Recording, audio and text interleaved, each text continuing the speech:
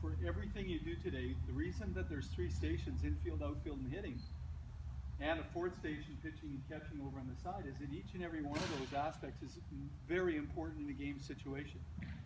I know when you're growing up, a lot of you think, well, playing the outfield is because I'm not good enough to play the infield.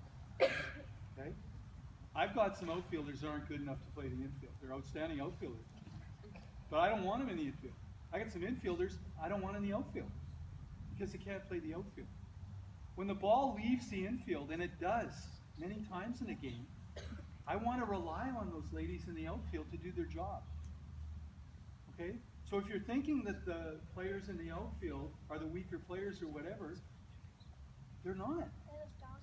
They are just as important as any other player. They are just as important as any other player on the field. So when you're doing your outfield session, you think you're just going through routines out there. Let me tell you, it's really important, because if the ball gets through the infield, you don't have the kind of help the infield has. There's 4 or 5 of them in there with a pitcher and a catcher. There's only 3 of you out there. You got to work together and make that happen out there.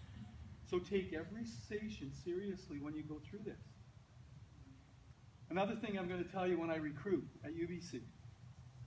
If I go to a player and I really like the player, she can hit and do all kinds of things, and she's an outfielder or an infielder, I'll say to them, what other positions can you play? And they'll say, well, I can play the outfield. And I'll go, great, because I need an outfielder. I already have someone playing at second base or third base or wherever, or 2 players there, but I really like what you can bring to the team. You can hit. I really like your character. I really like what you do. Can you play the outfield? And if you can say yes, then a coach is going to be more interested in you, because you've got some versatility. Okay?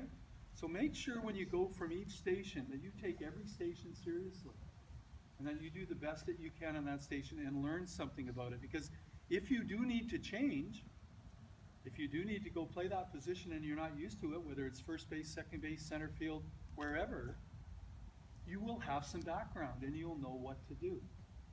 So everything you do today, take it seriously. And then when we get in the group sessions afterwards, because of the numbers in there, you will have to play a position probably you're not used to. But at least you'll have some background on that position. Okay?